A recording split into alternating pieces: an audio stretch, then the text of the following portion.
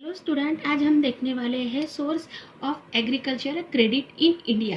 तो फर्स्ट है हमारा नॉन इंस्टीट्यूशनल सोर्स, सेकंड है इंस्टीट्यूशनल सोर्स। तो फर्स्ट हम देखने वाले हैं non institutional source. The non institutional finance form of an important source of the rural credit in India, around 40% of total credit in India। इसका मतलब है कि इंडिया का रूरल क्रेडिट में नॉन इंस्टीट्यूशन फाइनेंस में एक इम्पोर्टेंस फैक्टर है, जिसमें 40% क्रेडिट नॉन इंस्टीट्यूशनल है।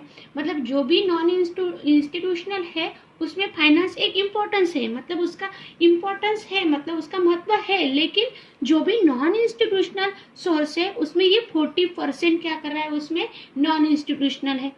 उसके बाद the interest charge by the non institutional lenders to the usually very high.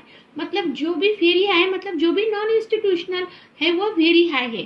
तो नॉन इंस्टीट्यूशन का लोन है वो इंटरेस्ट बहुत ही ज़्यादा रहता है। मतलब जो भी नॉन इंस्टीट्यूशनल है उसमें लोन दिया जाता है, तो ये लोन क्या होता है, उसमें उसकी वेरी हाई, मतलब उस पर जो भी इंटरेस्ट लिया जाता है तो वो वेरी हाई रहता है। द लैंड और other asset are kept as a collateral security। The important source of non-institutional credit as a follow। मतलब लैंड एंड सिक्योरिटी है, मतलब जो भी लैंड और अदर एसेट है, तो ये लैंड और अदर एसेट ये मॉर्गेज के लिए रखी जाती है। और द मतलब मॉर्गेज, मतलब जो भी मॉर्गेज है तो वो मॉर्गेज के लिए रखी जाती है। एंड जो भी इम्पोर्टेंस है तो ये नॉन इंस्टीट्यूशनल सोर्स के लिए नीचे दी गई है। मतलब जो भी है, अब देखो, the non institutional are as follow. मतलब जो भी इम्पोर्टेंस दी है, पहले तो वो असेट एंड लैंड है, तो ये लैंड एंड असेट के लिए जो भी इंटरेस्ट चार्ज है वो interest charge land and asset के लिए रखी गई है। तो उसके लिए वो कौन सा है, नॉन इंस्टीट्यूशनल क्रेडिट कैसा है, उसका इम्पोर्टेंस क्या है, तो वो नीचे दिए हैं। तो फर्स्ट है हमारा money lenders. The money lenders has been the widely prevalent professional in the rural area. मतलब जो भी लेंडिंग है वो lending area, money lending to area, मतलब जो भी है तो ये रूरल एरिया में मनी लेंडिंग से जनरली बिजनेस है।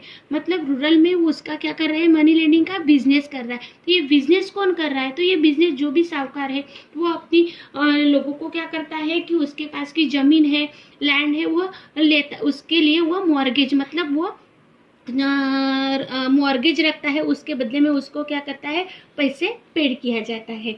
अब देखो, the money lender charge the hug rate of interest and mortgage the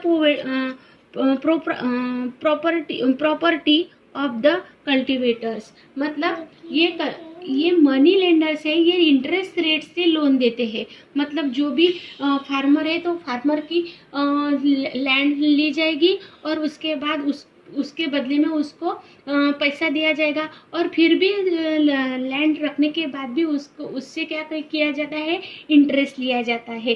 तो ये क्या है, जो भी लोन देते हैं और फार्मर से लैंड एंड मॉर्गेज, मतलब उस पर क्या किया जाता है कि उस पर वो इंटरेस्ट लिए जाते हैं। सेकंड है हमारा अदर प्राइवेट सोर्स। फर्स्ट है ट्रेडर्स से भी लिया जाता है, लैंडलॉर्ड से भी लिया जाता है, और कमीशन एजेंट जो भी है उससे वो क्या किया जाता है कि लोन हम मॉर्गेज भी रख सकते हैं और लोन भी ले सकते हैं। सेकंड है credit from the relative friends. मतलब जो भी क्रेडिटर्स है, जो भी रिलेटिव है, फ्रेंड है, वो फ्रेंड से भी हम क्या कर सकते हैं, लोन या मॉर्गेज रख सकते हैं। सेकंड है हमारा institutional source। The general policy on the agricultural credit has been the progressive institutionalization and the providing timely and adequate credit to the farmer, increasing agricultural production and productivity। मतलब जो भी agricultural credit करने के लिए farming source एक progressive policy है, और वह टाइम एंड एडिक्वेट क्रेडिट करना एग्रीकल्चरल प्रोडक्शन एंड प्रोडक्टिविटी बढ़ाने के लिए एक पॉलिसी है। मतलब जो भी प्रोडक्टिविटी एंड प्रोडक्शन है, मतलब जो भी एग्रीकल्चरल है, एग्रीकल्चर की प्रोडक्टिविटी, मतलब जो भी फार्मर उत्पादन कर रहे हैं, तो उत्पादन करने के लिए, उत्पादन बढ़ाने के लिए उसमें एक पॉलिसी रखी गई है। उसके बाद उन्होंने बोला है कि providing better access to institutional credit small and marginal farmer and other weaker section enable time to the adopt modern technology and improve agricultural practice has been the major part of the policy. मतलब institutional source है, ये institutional source ही small और marginal farmer को और other factor को loan available करके देना। मतलब जो भी अदर है, जो स्मॉल सेक्टर है, मार्जिनल फार्मर है एंड अदर सेक्टर है, तो वो अदर सेक्टर को लोन अवेलेबल करने के लिए ये इंस्टीट्यूशनल सोर्स उसका काम करता है। और मॉडर्न टेक्नोलॉजी और मॉडर्न एग्रीकल्चर है, तो ये modern agricultural and modern technology method से ये पॉलिसी का एक मेजर पार्ट है। मतलब जो भी टेक्नोलॉजी है, मॉडर्न टेक्नोलॉजी है या मॉडर्न एग्रीकल्चर है, तो वो उसका एक क्या है, पार्ट से। The following are same of the institutional source of the agriculture credit in India. मतलब जो भी सोर्स है, तो वो इंडिया का एग्रीकल्चर क्रेडिट करने के लिए इंस्टीट्यूशन सोर्स नीचे दिए गए हैं। तो फर्स्ट है हमारा national bank for the agriculture and rural development, उसको बोलते हैं हम नाबार्ड। तो ये नाबार्ड मतलब कि जो भी हमारी राष्ट्रीय एग्रीकल्चर एंड रूरल डेवलपमेंट है, ये एक रूरल डेवलपमेंट बैंक है। मतलब नाबार्ड है हमारी एक क्या है, बैंक है। It is a apex banking institution provide finance for the agriculture and rural development। मतलब कि एग्रीकल्चर और रूरल डेवलपमेंट फाइनेंस करने वाली नाबार्ड एक अपेक्स मतलब सर्वोच्च फाइनेंस इंस्टीट्यूशन है। मतलब अपेक्स का मतलब कि सर्वोच्च, मतलब जो भी रूरल डेवलपमेंट है, तो ये रूरल डेवलपमेंट एग्रीकल्चर और रूरल डेवलपमेंट है, तो ये रूरल डेवलपमेंट फाइनेंस करने वाली एक नाबार्ड अपेक्स मतलब फाइनेंशियल इंस्टीट्यूशन है। National bank for the agriculture and rural development NABARD was the established on the July 12, 1982 with the paid up capital of 100 crores by 50-50 contribution of the government of India and reserve bank of India. इसका मतलब है कि उसकी जो भी नाबार्ड की establish मतलब NABARD bank की जो भी स्थापना हुई थी, ये स्थापना 12 जुलाई 1982 में हुई थी। और नाबार्ड का पेड अप कैपिटल 100 करोड़ था। उसमें भारत सरकार और रिजर्व बैंक मतलब जिसको हम बोलते हैं आरबीआई बैंक ने 50-50 कंट्रीब्यूशन किया था। मतलब जो भी हमारी रिजर्व बैंक है और गवर्नमेंट है, तो गवर्नमेंट और रिजर्व बैंक ने उसमें पेड अप कैपिटल 50% कंट्रीब्यूट किया था।